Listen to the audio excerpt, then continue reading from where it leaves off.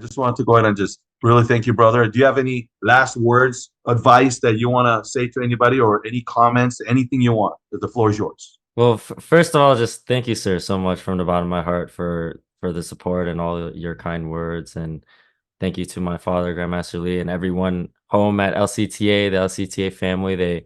They always supported me from the beginning. I know I was one of the main instructors there, so it was I think it was hard for them to see me leave, but they always support me. No matter, it's been almost 6 years now since I moved to LA, and they every time I come back, always so welcoming. And so I really, whenever it gets hard, I always think about it always comes back to my roots, you know. I always think about my family and my friends and the community, that the Taekwondo where I come from. That's what always keeps me grounded. So thank you, sir. I'm trying to think. Any last words? I guess the number one thing is what I think my father's taught me that maybe a lot of other Taekwondo schools don't teach in a way that I would love to spread more is living with passion. I think the number one reason why I've stuck to my training to this day is because he never forced it upon me. Mm. Of course there are times that he pushed me a bit, but he never forced me to train whenever I didn't want to. And I think that's why my love for the art has always stayed pure, and I think I got to the level that I'm at today. I don't think in a million years would I have competed for USA Taekwondo or do any of the stuff that I do today without that. So I think this might be counterintuitive to what we teach in Taekwondo in a way, but I think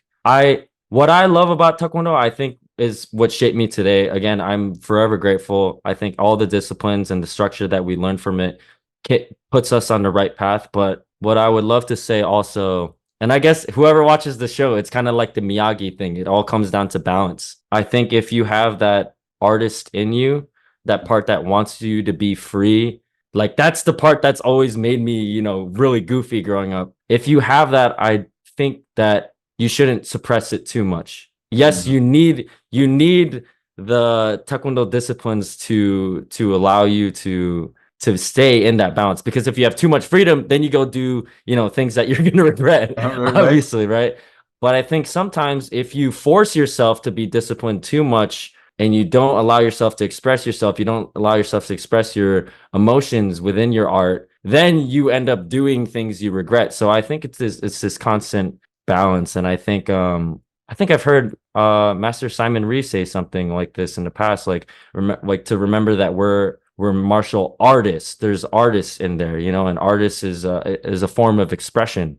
So yes, like staying stoic and being disciplined and all those things, those all come first, but we can't remember the artist part as well, and the form of expression. So I think I would love to for us to explore that world more. I think that's why, in a way, kind of going back to what I was saying for before, at least in my profession, I did need to take a step away from Taekwondo for a bit to express that part of me, to develop that part of me. And then it made me appreciate Taekwondo even more. That's my path. I'm not saying people have to do that. I just think it's something that we can explore more in the Taekwondo world that hasn't been talked about too much. So I don't know. I hope it's not controversial, but that's just something No, that I would love I don't, more I don't, people to think about. That's yeah, it. I don't think it is at all. I mean, I think it was beautiful. You're very well spoken. I